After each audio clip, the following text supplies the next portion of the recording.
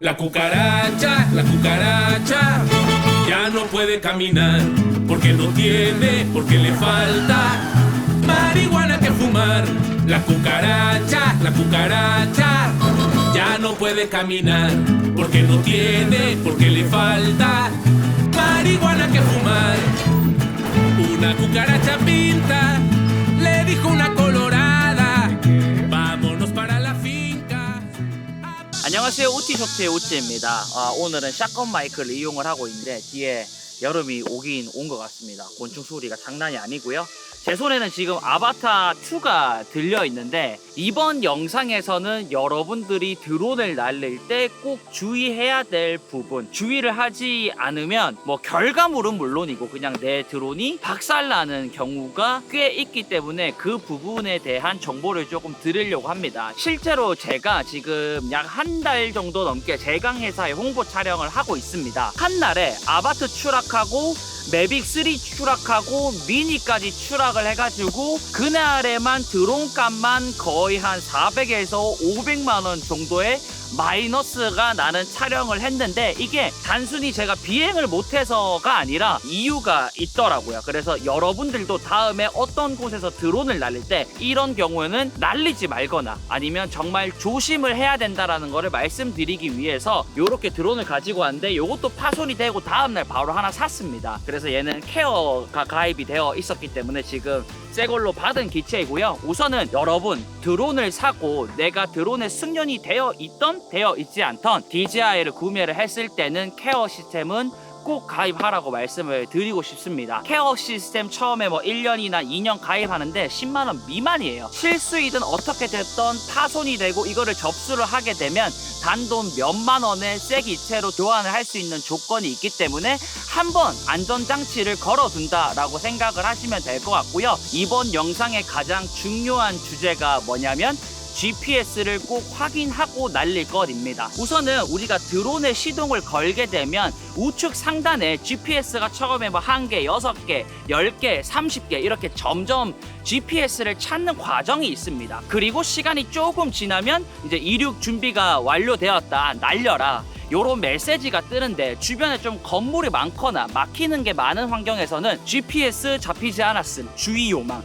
이러한 메시지가 뜹니다. 그럴 때는 여러분 그냥 무턱대고 날리지 마시고요. 드론을 가지고 조금 위치를 돌리다 보면 나머지 GPS가 조금 잡히면서 GPS 안정권에 들어가게 됩니다. 여기서 GPS가 제대로 작동을 하지 못한다면 내가 조종하는 거랑 엇갈리게 비행을 할 수 있고요. 그리고 주의해야 될 세 번째는 제가 이것 때문에 하루에 3대가 파손이 되었었죠. 송전탑이나 신호가 막 이것저것 강한 도심이나 이런 데서는 당연히 전파 방해가 이루어질 수 있습니다. 그렇기 때문에 2.4나 5.8에서 듀얼로 오토로 이제 그 환경에 따라서 잡게 되는 건데 제가 철강 회사를 갔다라고 했잖아요. 거기서 비행만 하게 되면 GPS가 안 잡히는 거는 물론 근데 제가 촬영을 하러 갔는데 어떠겠습니까? 일단 나는 FPV나 이런 것들도 하고 있었기 때문에 조종으로 조금 해보자 라고 하고 촬영을 잘 했습니다.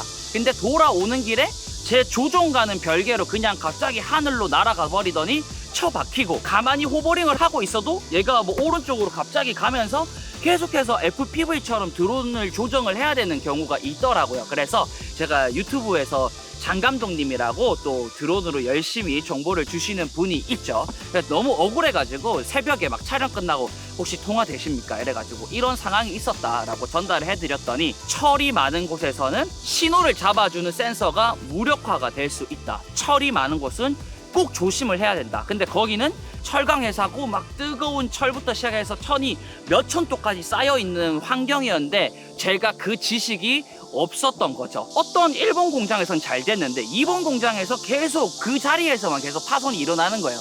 담당자 막 놀래가지고 괜찮다, 뭐 드론이야 다시 사면 된다.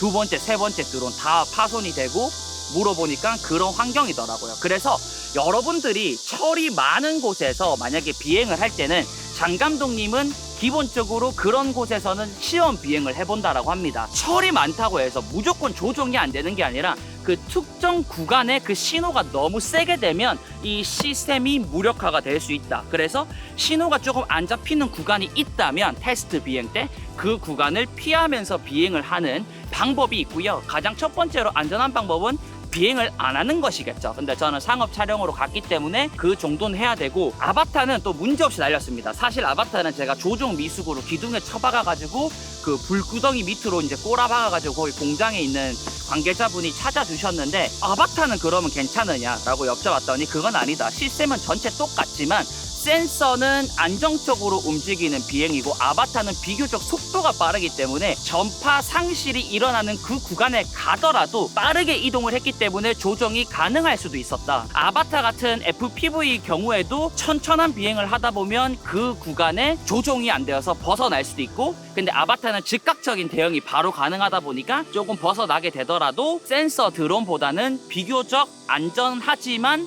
시스템은 똑같다라는 얘기를 듣고 포항에서 처절히 패배를 하고 난 뒤에 잘 준비를 해가지고 인천에는 문제없이 촬영을 할 수 있게 되었습니다. 제가 너무 어이가 없어가지고 거기 담당자님한테도 5년 전에 촬영했던 드론팀도 날렸나요? 날렸다라고 하는데 여기서는 못 날렸습니다 라고 하는 그 마의 구간이 있더라고요. 근데 거기서 다행히 FPV로 촬영을 마칠 수 있게 되었고, 이게 조금 특수한 환경이었어요. 드론이 추락해도 괜찮다, 기계는 문제가 없다. 보통 사람이 많은 환경에서는 추락이 문제가 아니라 누가 뭐 자동차를 받거나 사람이 받거나 이런 것들이 위험한데, 공장은 비교적 그런 부분에 대해서는 과감하게 날릴 수 있었지만 결국에는 담당자분이나 저희나 뭐 한번 파손되면 마이너스 300, 마이너스 200 뭐 요 정도의 위험 부담이 있다 보니까, 만약에 철이 많은 환경이나 전파 방해 신호가 많은 환경에서 여러분들이 날려야 된다라면 제가 말했던 부분들을 꼭 기억하시고,